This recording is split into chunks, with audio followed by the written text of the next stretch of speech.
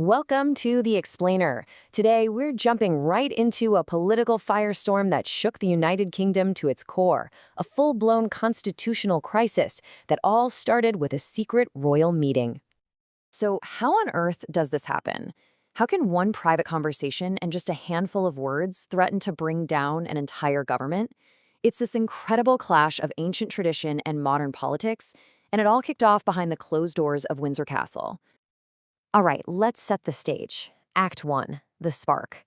The whole crisis was ignited by this one single, highly unusual meeting.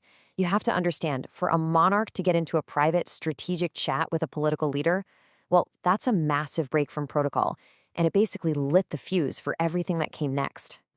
And things moved, incredibly fast. So on day 1, the political party Reform UK drops this paper about democratic foundations. By day 2, that paper has reportedly landed on the King's desk. And get this, he personally arranges a meeting with the party's leader, Nigel Farage.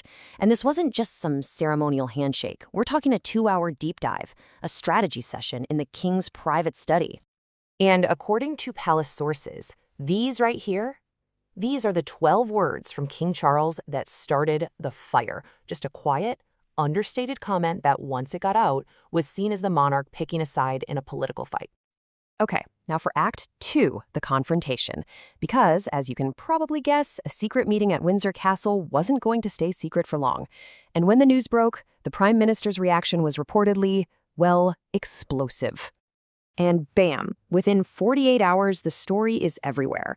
The Times got the scoop, and pretty soon, what was supposed to be this private discussion was splashed across every front page in Britain. It triggered an absolute political earthquake. And this was the reported response from Prime Minister Keir Starmer during an emergency cabinet meeting. Witnesses said he was absolutely furious, even smashing his fist on the table. This was a direct, contemptuous challenge to the king, the kind of thing no one has heard a prime minister say in living memory. Now, to really get why this was such a bombshell, you have to understand the unwritten rules of the game in the UK. In a constitutional monarchy, the king or queen is meant to be this non-political figure, a symbol of unity who stays completely above the political fray. With that one furious outburst, that centuries-old understanding was just shattered. So, the Prime Minister's comments, they didn't just break protocol. No, they triggered an absolute political catastrophe. The public reaction was instant, and believe me, it was brutal. The government was suddenly in a total freefall. You can see the fallout right here, and it was immediate. In just one day, the polls showed Labour's approval rating just cratering, dropping a staggering 14 points. That's not a minor dip. That is the kind of crash that can end political careers. A snap poll from YouGov just hammered home how deep the public anger went.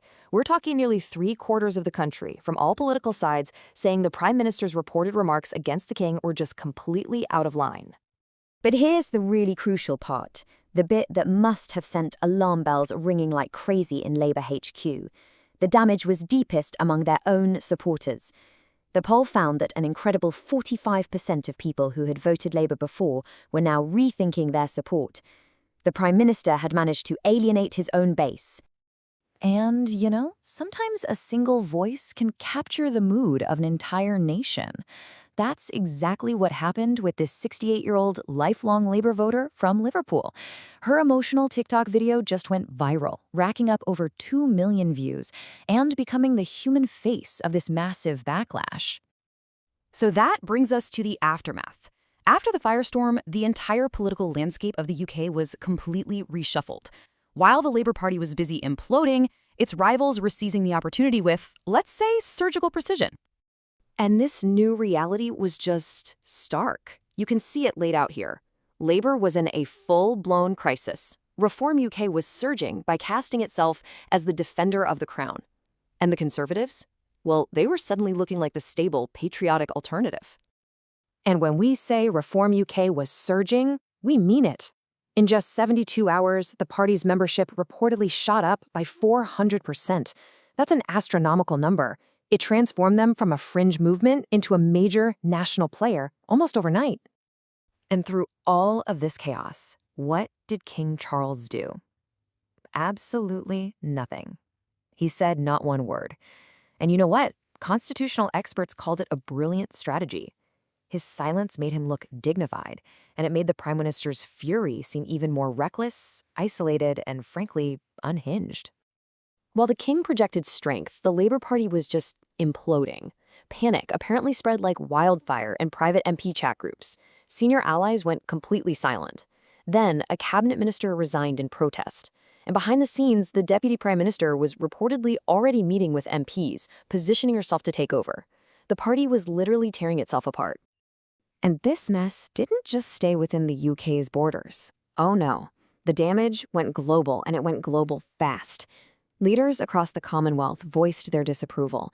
American news networks were playing clips of the Prime Minister's outburst, painting Britain as unstable. The country had become an international punchline. So let's just pause and think about the sheer scale of this. The big takeaway here is staggering. By the end of one absolutely chaotic week, the polls showed Reform UK soaring to 24%, just 2 points behind Labour.